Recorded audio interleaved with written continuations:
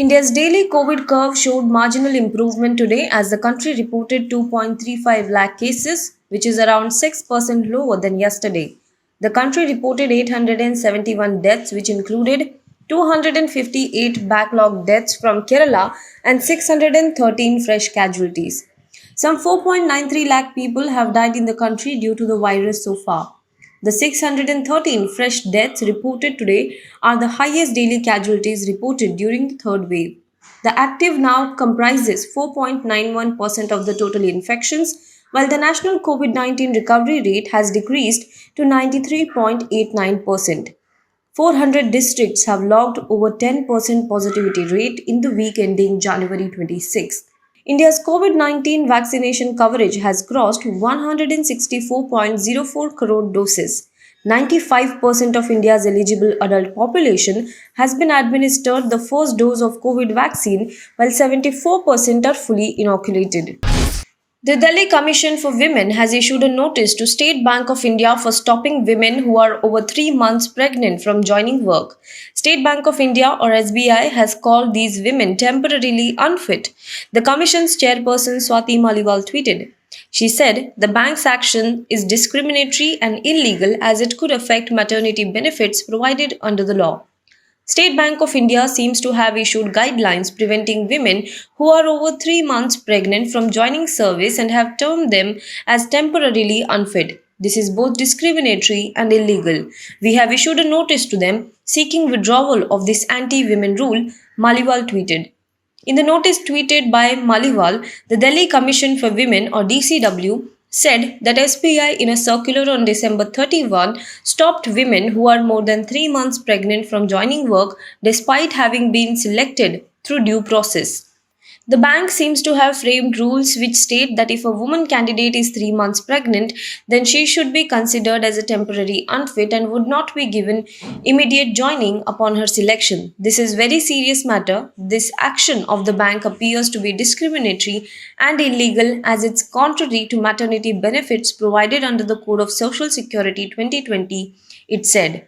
The DCW also asked SBI to explain the process behind how these guidelines were formed and to give the names of the officials who approved them. State Bank of India is yet to respond on the matter. The DCW has asked SBI to reply to the notice by Tuesday. Former Karnataka Chief Minister B.S. Yeddyurappa's granddaughter Soundarya was found dead at her home in Bangalore on Friday. The 30-year-old is suspected to have died by suicide. The police have registered a case of unnatural death. Soundarya, a doctor, was the daughter of Yeddyurappa's second daughter Padmavati. She married a colleague at her hospital, Dr. Neeraj S., in 2018. The police said on Friday her husband left for the hospital and she stayed at home. When the help arrived, she kept knocking but no one opened the door. She then called Neeraj S., who called on his wife's phone but got no response. The door was forced open, the police said.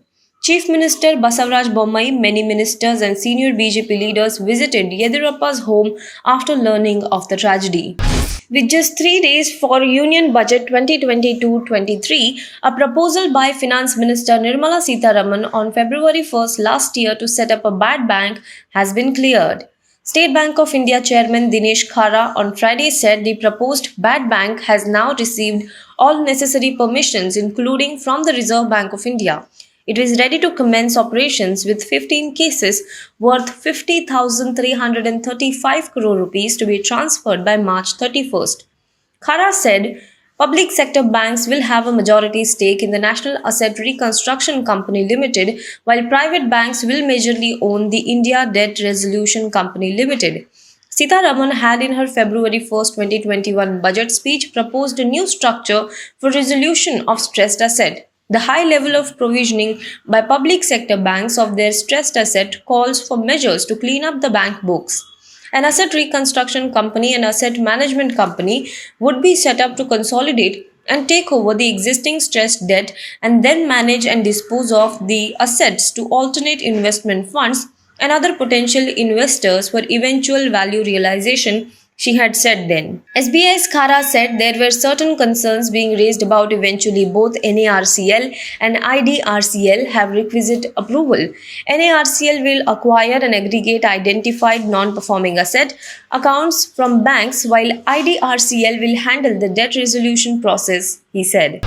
Dr. Venkatraman Anantha Nageswaran, an academic and former executive with Credit Suisse Group AG and Julius Baer Group, has been appointed as the Chief Economic Advisor to the Government of India. He succeeds former CEA KV Subramanian, who returned to academia at the end of his 3-year tenure in December. His appointment comes at a time when India's economy is showing signs of recovery but faces some fresh challenges due to the impact of the third wave of COVID-19 pandemic. Some of the challenges that he, along with the finance ministry, need to tackle include income inequality and growing unemployment among its billion plus population. The new CEA will be responsible for providing fresh ideas to bolster growth, investment, and limiting fiscal deficit. In his new role, Nageswaran would be required to share views on key policy matters with the finance minister, as well as being the lead author of the Economic Survey, which is the annual report card of the economy that gets tabled in Parliament ahead of the budget.